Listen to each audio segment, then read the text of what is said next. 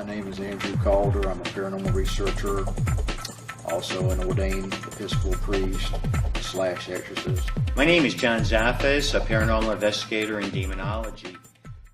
Dangers, or even a lot of the paranormal investigators, the new amateurs that are out there, do you think any of them really can comprehend the dangers that exist on a spiritual realm? I think not, because most of them see it as like, this is cool, fun, and there's so many ghost shows out there now that like, well, it's mom and pop type ghost, which is a little term I've coined. You know, like, oh, it's a spirit running through the house and stuff like this. Sometimes that's the case, but sometimes there may be something else in the background waiting for you. And due to a lot of these shows, they accept it as like, it's okay, so many people's doing it. They don't take precautions, they don't protect themselves, they don't pray or anything like that. So they go in there, poop, whoops, man, this ain't a human ghost. There's something on the other side waiting for me. I wasn't prepared for this, but by that time, it's too late for you. And especially if there's any young people out there, which there's a lot of young people out there that's somewhat sensitive these days, you know, they're even more open to these type entities. So they have to be very, very careful. There's nothing. I've worked with a number of paranormal researchers that's become possessed by cases they've worked on. And I hate to tell you, depending upon what entity you're dealing with, some of them can't be removed. So you know, if that doesn't bother you, think about it like this. These things can stay with you for a lifetime.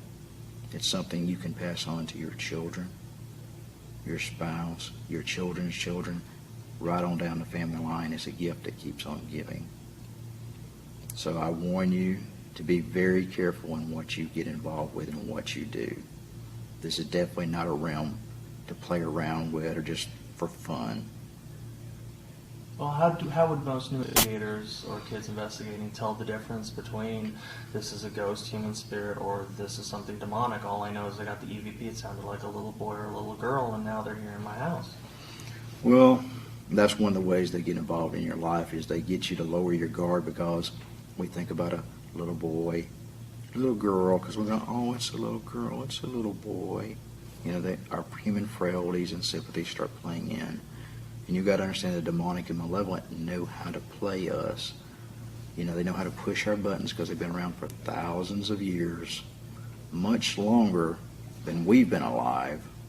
So they know how the human being works. They know how the psychic sensitivities work. And so they will play those buttons, you know, to get into you, to get attached to you. They don't necessarily have to possess you, but they can be attached to you. People don't move from haunted house to haunted house to haunted house to haunted house. There's haunted people, there's haunted places, you know, which means it's attached to you, not the property. Now, don't get me wrong, there are haunted places, but there's also haunted people. And when you get involved in these cases, you can become vulnerable to what we call demonic attachment. So let's say I'm investigating and suddenly I'm getting a lot of EVPs everywhere I go. Mm-hmm. Would this be a possibility that there's something on me, and the fact that I'm recording in my own home around my families and kids, is this something that could lash back? Have you seen a pattern with paranormal investigators as far as getting some really great evidence and an attack that follows? I think one of the biggest keys is obsession. People get obsessed with doing these like EVPs, you know, Ouija board seances, anything that, you know, opens the doorway up. They get obsessed with it. And therein lies the problem. You know, it's something fun, it's cool, you've got otherworldly things talking to you, you know, wanting to communicate, giving you information and knowledge that nobody else knows. You know, so you start doing it all day long. You start cutting yourself off from friends, neighbors, relatives, your outside sources. You don't go to church, you don't talk to other positive people. You start just listening to these things all the time. You know, I've seen people do them, you know, 12 hours a day, just sitting around doing nothing but EVPs and different types of communication. So it opens up, what it does is open you up. You know, it subverts your free will. You think it's innocent because it's something that's promoted, you know, on TV and the mainstream and everything else. You know, these people that usually do it that way know what they're doing. Just because you pick up a book or watch a TV show doesn't make you an expert on doing this. You know, I recommend your faith. Your faith is going to be your number one tool. most people never do any type of prayer protection or anything before they do EVPs or things of that nature. You know, even involved in the paranormal world with a lot of people, you know, I always recommend to them that we do some type of prayer before we get started with this as part of the protection process. And we end with a prayer as a protection process, you know, to stop anything from beginning and to cut off anything that's trying to attach as kind of a back end type deal. So EVPs can be dangerous. They can be. Do you think many investigators, have you seen investigators take it to where they're now hearing voices that are not being recorded, that are actually being planted in their head by the entities that previously recorded? Sure. What it does is they start operating more on a psychic level, you know, because that's really what the EVPs are, is they're drawing off the person. Because you'll find some people that can't get an EVP no matter how hard they try. You'll find other people, they'll get EVPs the first time they try, and the more you do it, the better you get at it. I also find there's people that get nothing but negative, nasty EVPs no matter where they go, which indicates to me it's not the hauntings at the places, it's the person that's got attachments to them. But for that to happen, they've already opened themselves up. Okay, what is the worst case situation that you've dealt with involving someone anonymously, paranormal wise or kid wise, who went out and got in trouble? Just quick kind of pop through.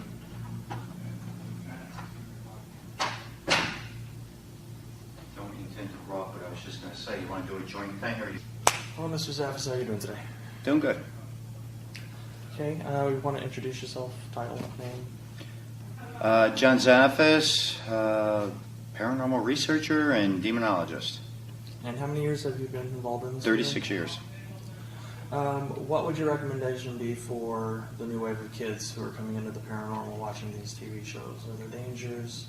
Is it something they should be just running out and doing? I think you should be very guarded when getting involved with this. Try to team up with people. There's nothing wrong with learning to understand the paranormal or understand a lot of the different things that occur with it. But you do got to be very careful. I think just jumping into this at too young of an age is a very dangerous thing. Kids are very vulnerable. I don't know of any child that if you ask them if they want to go to a haunted location, they're going to tell you no. Most of them will agree to do it, and they will go.